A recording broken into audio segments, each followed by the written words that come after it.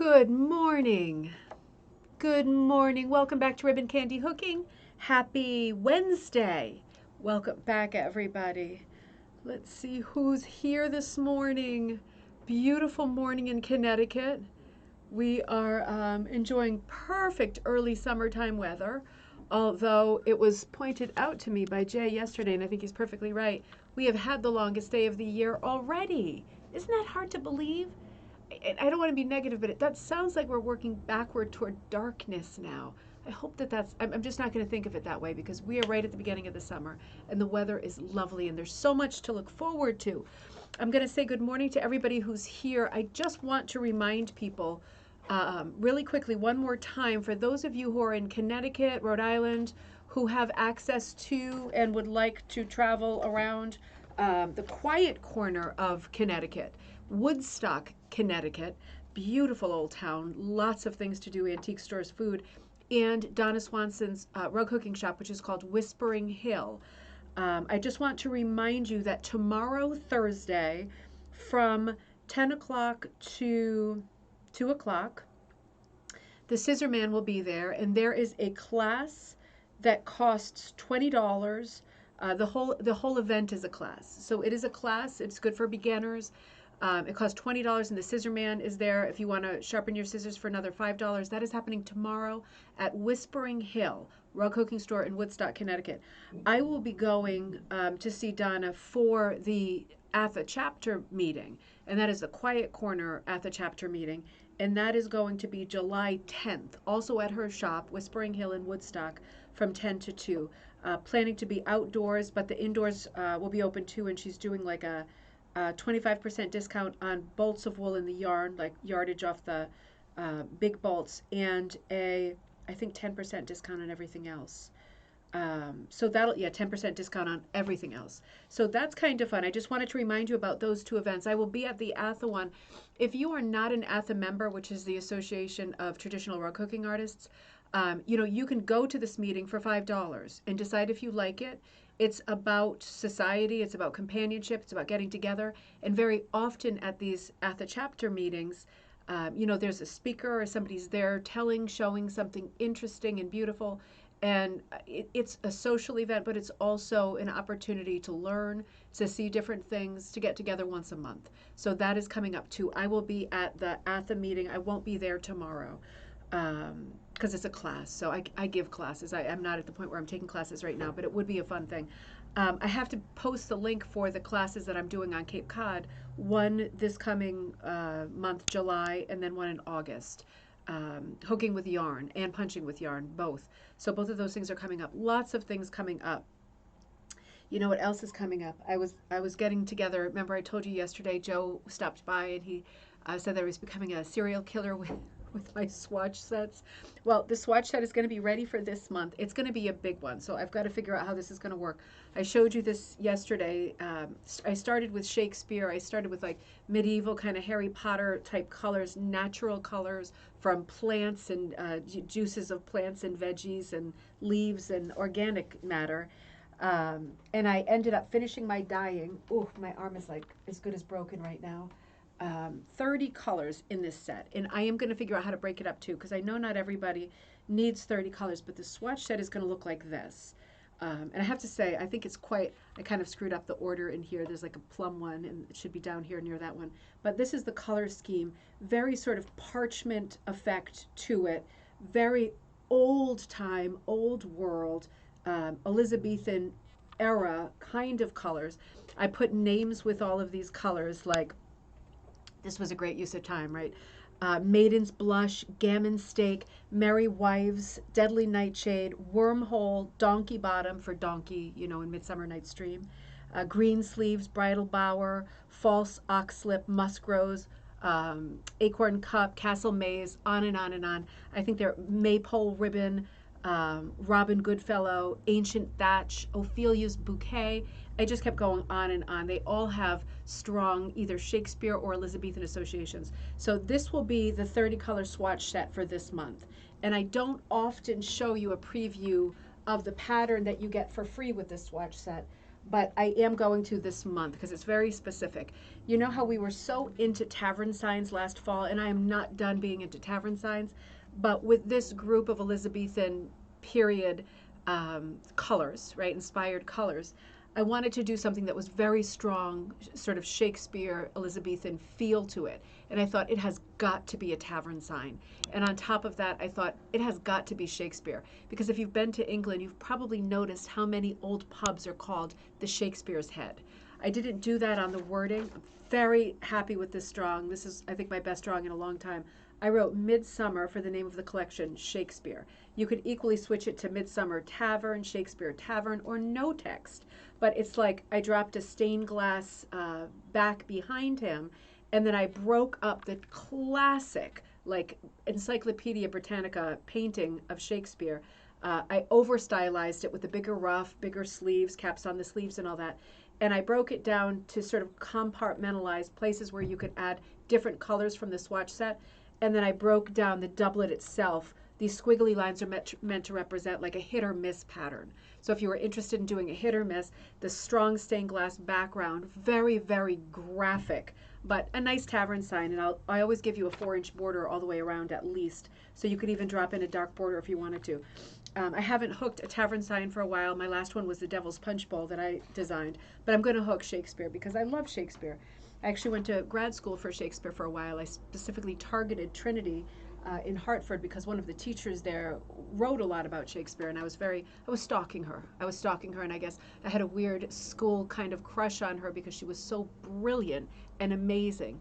And I ended up studying Shakespeare, which was a bit of a mouthful and a handful, but anyway, I love these colors. So these are coming out in the next 24 hours as a new swatch set. That will be the pattern that comes on fiber tape for free with this set. And I will also be breaking the set up probably into sets of 10 as charm squares or whatever if you just want part of this palette. So let me see who is here. Oh, Anita, good afternoon, Anita. I felt so bad about that thing yesterday. We'll have to figure out how to be sneaky and avoid that next time. Relda, great to see you from the beautiful lakes. I've got to get to those beautiful lakes. I've never been, I'm ashamed to say. And Beverly, great to see you. Kirsten, great to see you. Kirsten, I'm going to get your latch out and I'm going to put as little wool in it as possible, as weird as that sounds. Martha, great to see you. Oh, good. You're checking in with each other. Kaz, great to see you. Sue's, a big hello back in Kansas. April, good morning. Great to see you. Linda, thank you. Please give a thumbs up. Sunny day in the Garden State. Cindy, good morning. Great to see you. Tara, great to see you. Joy, great to see you. I got your thing. We're working on that big Abenaki rug. I can't wait. I'm super excited about that. Lynn, good morning in Tucson. Karen, good morning in Stratford. Martha, M.E. Shelley, good morning in North Carolina. Everybody's bouncing in. That is great. Lil, great to Lil. Jill, great to see you. Lil. I don't think anybody named Lil is ever on this thread. I'm so sorry, Jill. I am losing it. We were going back and forth a bit yesterday. That was fun. All right, yeah, I'm real happy about that set, Mom. I love the Shakespeare set. I really do. Summer reminds me of like Central Park, Summer in the Park, Shakespeare in the Park, all of this kind of thing. If you've been to London, it's so nice walking around the part of town on the other side of the Thames where the Globe Theatre is, and brings back a lot of good memories for me being involved in the theatre in London for a while and working on costumes, although we hardly ever made costumes. I was involved in costume making, not designing, but the making. We hardly ever got to do Shakespeare costumes in the proper period, the Elizabethan period. We were always doing the modern, which was like, for a costume person, it was like, what's the point? But in any case, I am really struggling with health right now. Don't be worried, Mom, but my arm is absolutely killing me. I'm sure that you've had maybe something like this or heard of something like this. I have not had this kind of thing before. When we were away on Cape Cod, I was stupid enough. We went to a skate park with the kids. It's not what it sounds like. I was not on a skateboard or any kind of board. I was on my feet, and we were with Jay because he was there for part of our time. And he said, "Oh, you should see on top of this little ramp. There's this beautiful painted mural of like a pool. It's like a trompe l'oeil pool painted on the top." So I start walking up this very steep skate ramp because we're the only ones there with the two little kids, right?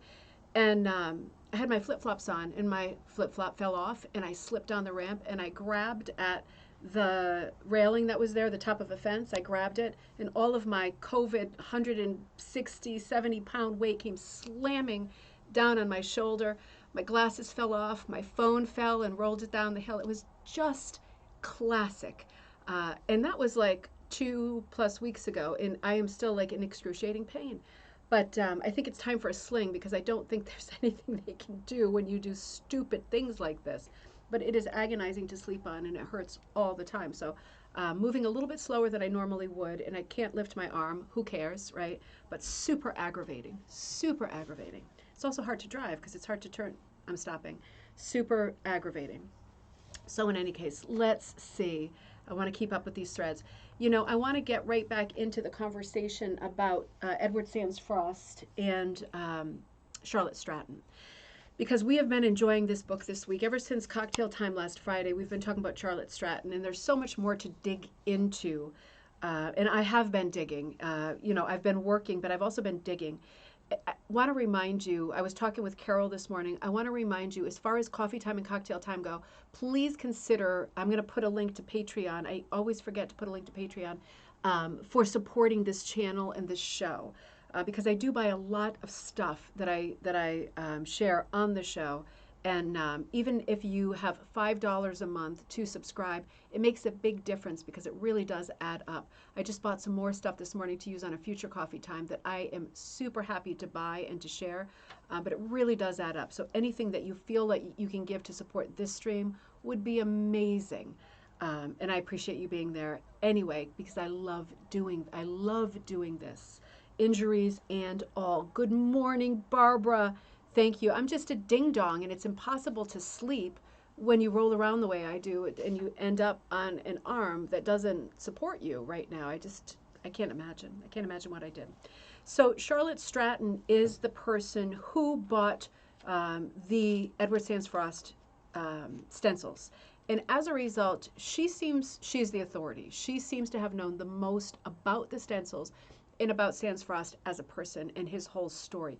She can add much more to his story in this book than anybody I've seen before. So this is the most thorough information I've seen on Frost. We're going to get there, but I just want to show you, you know, Charlotte Stratton had the store in Vermont, and then the store moved to Greenfield, Mass. We've covered that part of it. And a huge part of her catalog of patterns were the Sands Frost patterns, the Edward Sands Frost patterns. They were a huge part of the interest, the lore, a huge reason why people would come to her store in person, because they wanted to see the physical stencils and they wanted to buy a pattern. All these patterns were available on burlap. They're very hard to find now. They're not all super exciting, and even Charlotte herself says they're not all a huge success in terms of design, but you know, different things for different people too. So I'm showing you first a couple of the Frost designs that are hooked in black and white in this book, in Charlotte's book. And they are beautiful patterns. These are certainly a success. So this dark one is called, they're not called anything, they're numbered. Sorry, I forgot about that. They go by number. So it'd be so much more romantic if they had names, but they don't. They didn't, and they don't. So just Frost design number 4, Frost design number 59. This one is hooked by Charlotte herself. This is really beautiful. I love the kind of fern border on this one. Martha, can you identify with that? I'm sorry to hear that. It's awful to feel like you've pulled your arm out of the socket, you know. I always joke about things like that, and then it happened to me. And this one here, the one with the dark ground, is hooked by Dorothy Lincoln of Montpelier, Vermont. So getting right into Frost, because he is such a huge part of our rug hooking timeline.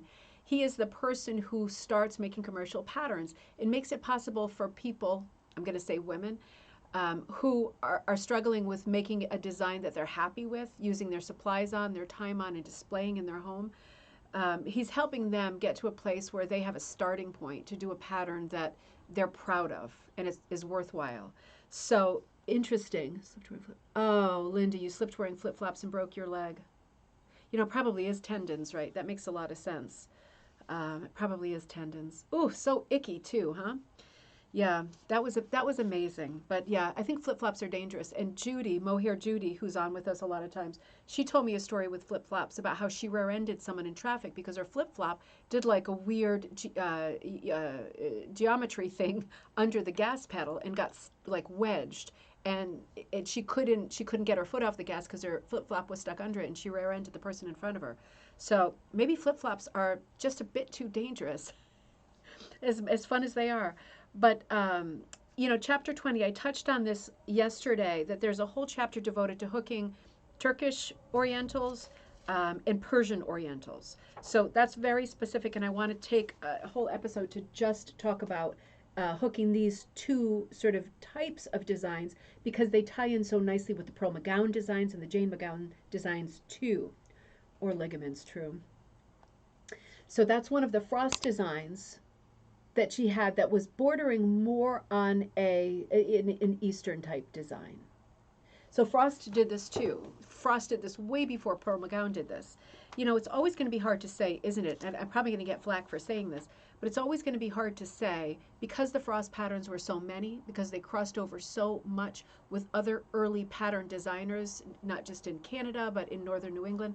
They all crossed. It's very hard to distinguish sometimes one from the next, one designer from the next, and who came up with what first.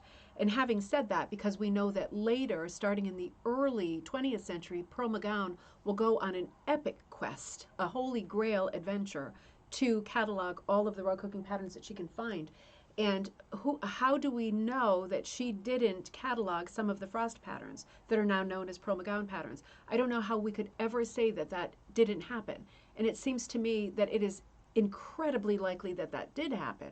She does have a lot of Eastern inspired designs in her catalog that, she would go to antique stores, find rugs, look at rugs that she considered antique, and they were not her designs. They were designs that she cataloged and sold after she found them. So interesting how many crossovers there can be in there, but that's a whole other subject. Somebody would need to buy a time traveling machine for me to really flesh that one out. So chapter 22 is the chapter we're interested in today. It's the story of the Yankee peddler Edward Sands Frost. I'm going to read excerpts from this chapter because it is so interesting. This is my favorite chapter of this book. Again, it is very strong on the how-to, this book, particularly with shading.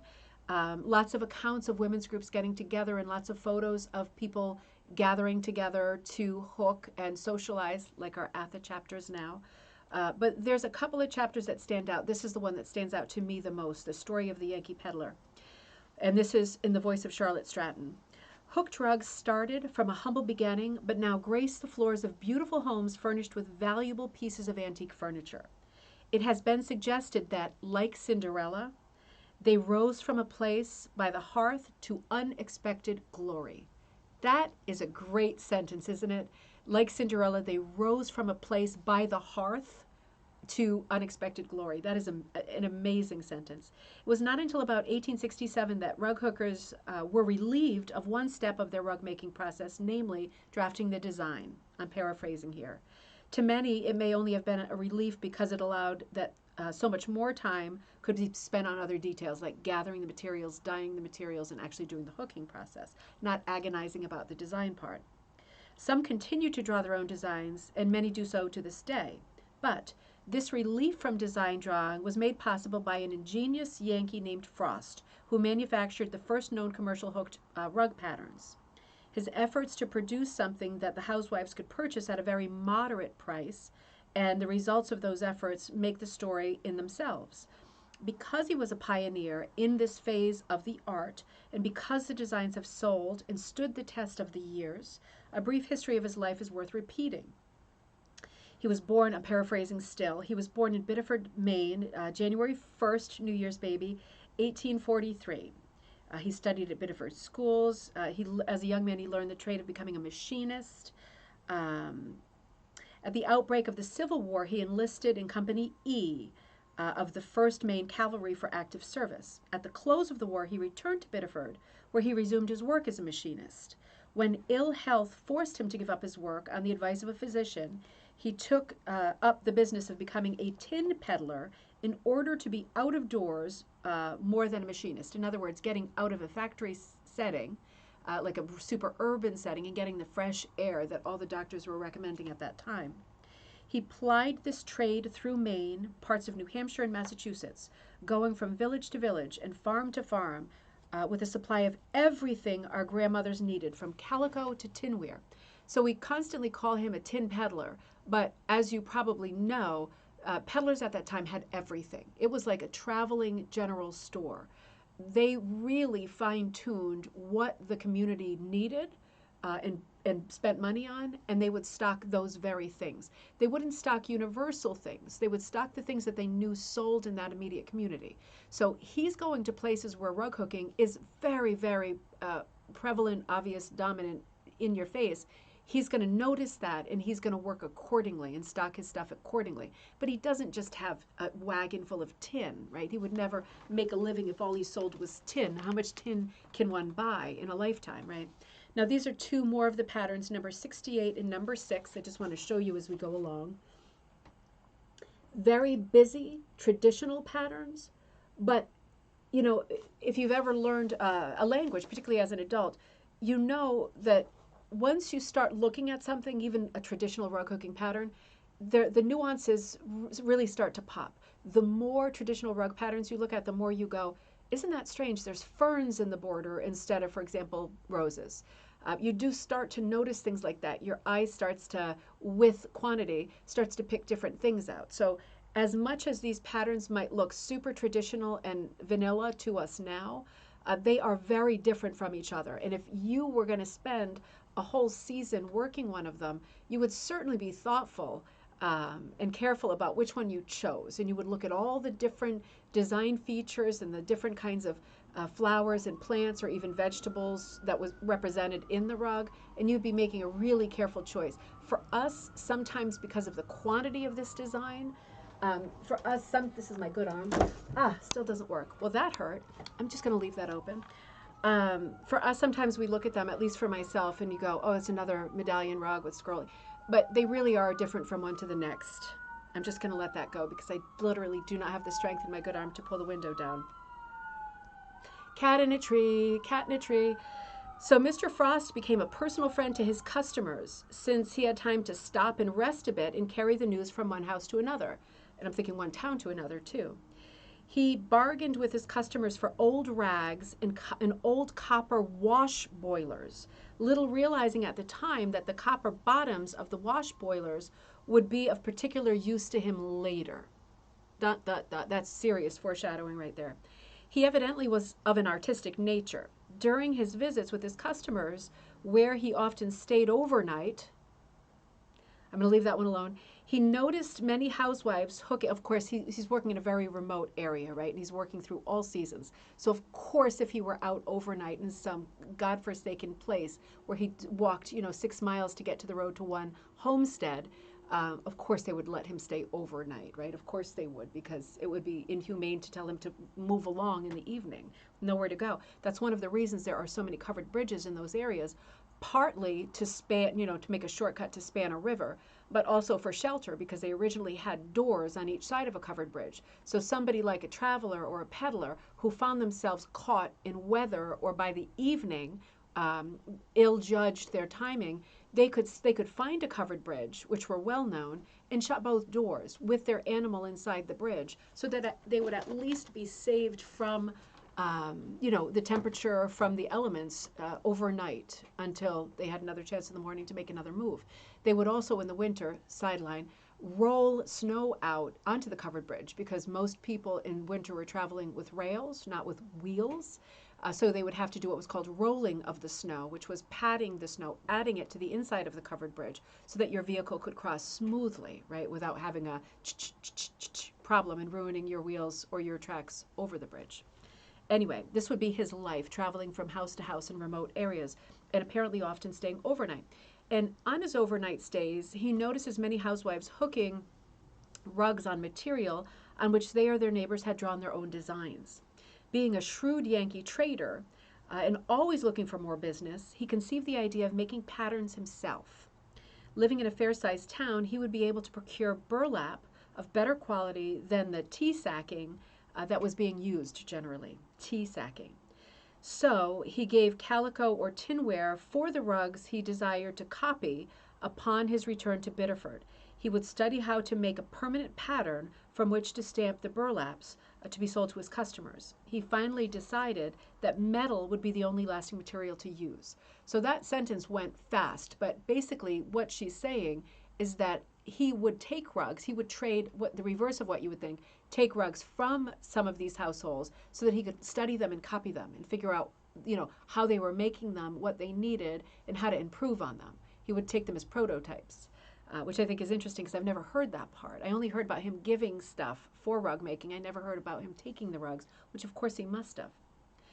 His first pattern was an outline only, using 2 plates to produce a continuous line. So, like, if you can picture metal stencils, just like paper stencils for painting on the wall or a floor, this is how he was doing it. He was putting stencils together and lining them up to create a pattern that you would then fill in with your bluing or your ink or your charcoal or whatever. It is recorded that the first pattern, so cut piece by piece, took 30 days to produce, as it was all handwork with a cold chisel and hammer. One of these first patterns is in the group I now own. So that's one that Charlotte Stratton, owned at that time. I think now they belong to the Henry Ford Museum. It was not until later that he developed the method of stamping in color by the use of these various plates. So he improved on it pretty quickly. A line drawing was great, but a color drawing where part of it was colored, giving you a suggestion of where to put your colors, was obviously even better. Here was where the old copper bottoms from his collection of wash boilers came into their own, for a time at least. But using small pieces of copper with but 1 or 2 figures cut into the piece was difficult to stamp 2 patterns alike. In other words, all those copper pots that he had traded, he wanted the copper pots for God knows what reason, but now, again, like weird foreshadowing, he realizes he can use the pans by cutting the bottom off the copper pot, and those will be his first stencils. He'll cut the copper pots into squares, and those will be parts of his first stencils until he improves on it. But using small pieces of copper with but 1 or 2 figures cut into them each, or a piece, it was difficult to stamp 2 patterns alike. The remedy for this problem was to cut the whole design from sheets of metal, the size of the finished pattern. So super big, right? Copper in large sheets was not being obtainable for a reasonable figure. This is kind of written in 1955 language, so a little bit hard to get through, but so he turned to zinc. Copper was not available as sheeting, so he turns to zinc as a substitute. And he will then cut the next evolution of his pattern making, the whole rug out in one piece, not in halves, not in quarters, not in lines, but in one whole piece. And then he's able to mark veins and put in shading marks and add color. The burlaps that he made sold at 30 cents, 50 cents, and 80 cents a piece, but none were over $1. Remember that this was the 1870s when $1 was worth more than 100 cents. So I would say from the turn of the 20th century to now, our money's worth about 45 times more what it was then. So obviously it would be even more now. Now, she talks quite a bit about the development of the designs. Karen says, I found out recently that the stencils were also used for quilt designs also. Well, that makes a lot of sense because you do see metal stencil patterns for quilting designs. You see that all the time, and plastic ones too. But that makes a lot of sense. That's interesting. And I had not heard that these designs were used for that. But that makes really good sense, particularly if you're doing like a whole cloth quilt with one color. You want a really good quilted design in it. That makes a lot of sense. So as we know, part of the story is that Frost falls into kind of poor health and he's taken out to California on a stretcher. That's a weird visual, but it happened. The Western climate benefited him and he became a successful photographer. Because of the uniqueness of the idea of the rug pattern stencils, and because many of the designs were so outstanding, the Frost patterns have been of interest to hookers and writers over the years. There has been some speculation as to the origin of the designs used by Mr. Frost, some crediting them to his own artistic ability, and some to the housewives upon whom he was plying his trade. I'm going to add to that, we also know there's a crossover with the Garrett Blue Nose patterns now. We know that for sure. Probably both statements are true in part, but interesting facts on the subject have come into my possession which were heretofore not generally known. I'm going to run over a little bit. During the operation of my Montpelier, Vermont studio, this is Charlotte speaking, a group of ladies from Haverhill, Massachusetts arrived while the class was in full swing, and they seemed interested in everything they saw. And I just want to remind you, when she had this Vermont studio, she was giving classes. There were people in there actively hooking and learning 6 days a week. That's extraordinary, isn't it? One lady introduced herself as Mrs. Florence K. Peel, P-E-E-L, and she said her interest in coming to my studio was to see the frost stencils, in which she had a rather personal interest.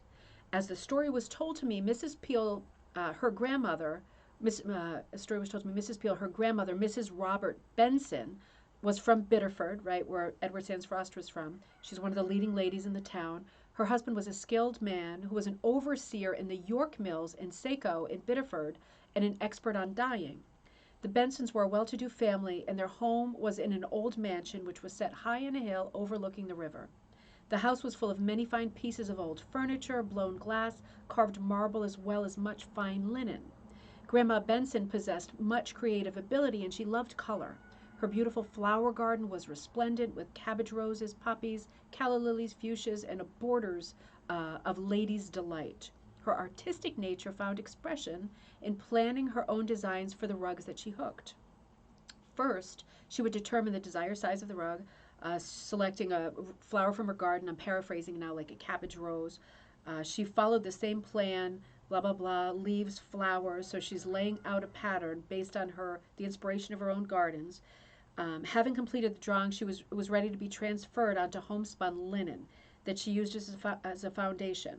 And Grandpa Benson was interested in these rugs too, and laying out the pattern on the floor, he would study it with Grandma. Together they would plan the colors, all true to nature, and from the mills he would bring the damaged or torn pieces of pure wool cloth for Grandma to use.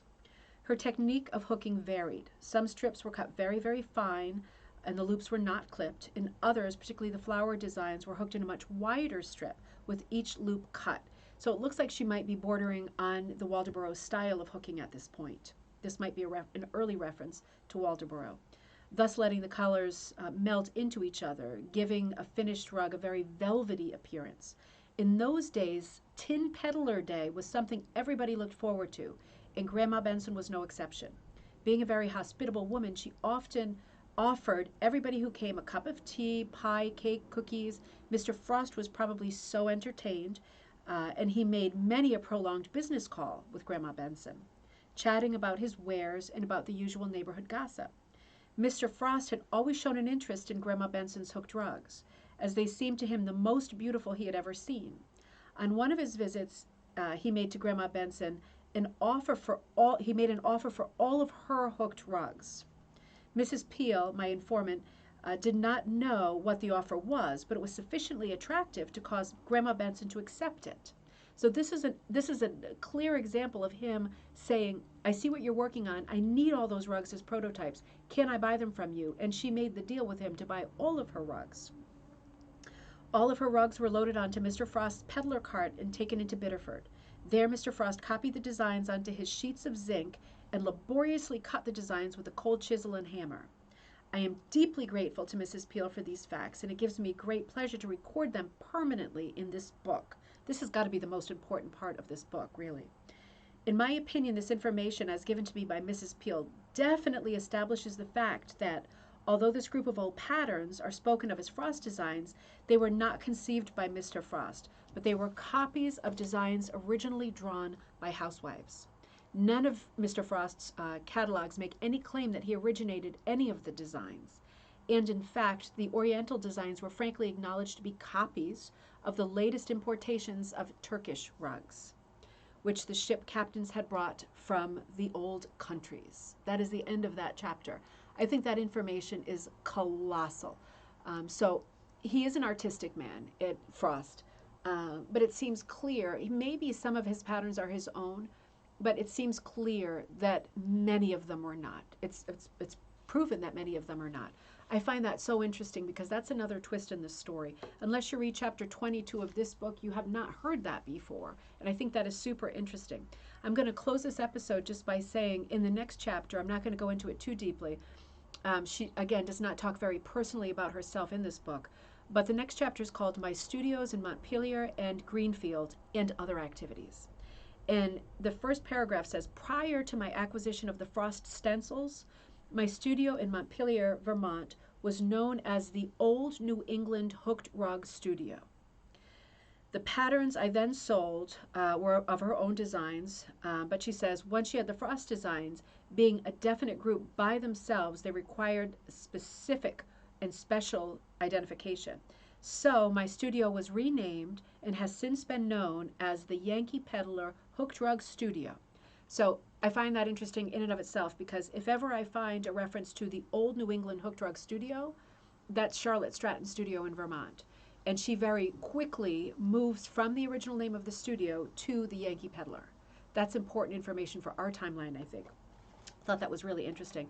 So I'm going to leave it at that. I will say next week I am going to pick up a little bit of the Charlotte Stratton. I have one of these digests, the Hooking Digest and Braiding magazine. It is edited by Ruth Davis, who takes over the Yankee Peddler business after Charlotte Stratton.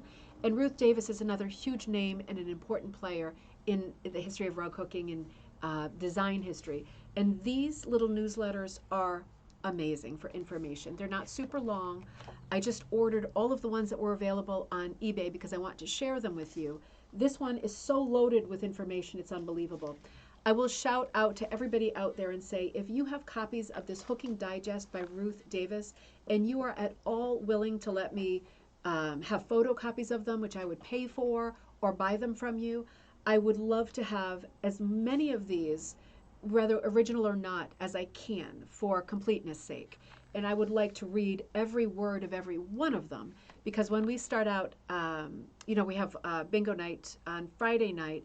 Tomorrow I might take off because I'm not sure, from Zoom, I'm not sure if I'm going to try to go get this looked at. So I'm going to not put up Zoom information for tomorrow just so I can figure out how to make this go away.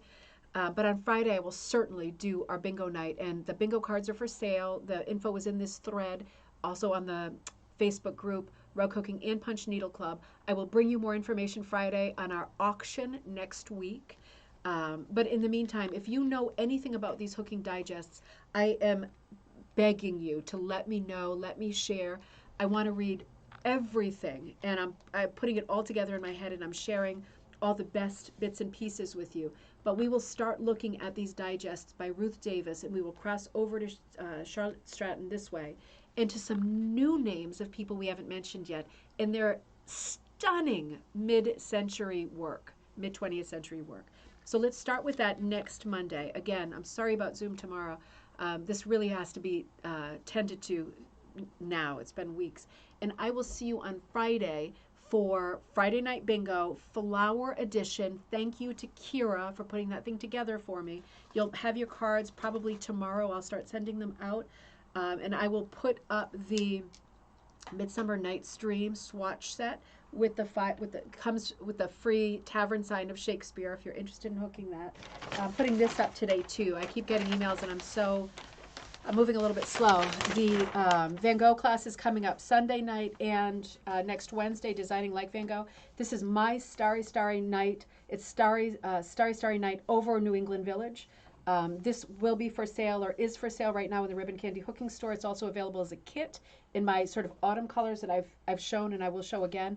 But if you are doing the Van Gogh pattern, we will be working on this as a blank with the Starry Night to put your village or what you want into it. So in other words, if you are taking the Van Gogh class this coming Sunday or Wednesday, don't purchase this pattern yet. See what we end up with in class and see if you like what you end up with before you buy this pattern, because you might end up with something very similar. So in any case, have a great afternoon, everybody. I will miss seeing you tomorrow on Zoom, but I will be hopefully a little bit stronger to spin that wheel on Friday night for our monthly bingo night. I will look forward to seeing you then. Have a great day.